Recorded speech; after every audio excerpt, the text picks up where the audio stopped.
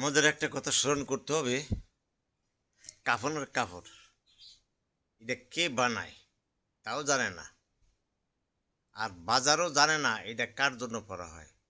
আর যে কাপড়টা কিনে আনে সেও জানে না কারে পরাইতে হবে, কিন্তু যে পরে সেও জানে না এই কাপড় তাকে কে পরাইতেছে। তাহলে আমরা কি বুঝলাম?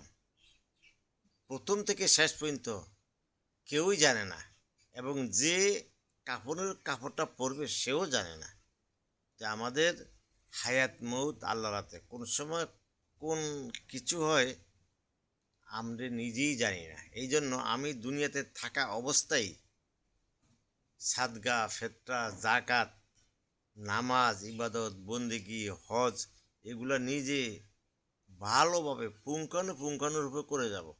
ওই আমি মরে গেলে আমার ছেলে করবে, আমার বইনে করবে, আমার বাপ করবে, এগুলো চিন্তা একবারে বেহুদা। এই জন্য আসুন আমরা মরার আগেই জীবনের হায়াত মওয়াতের আশা নাই, আমরা নিজেরাই নিজেরটা করে যাই।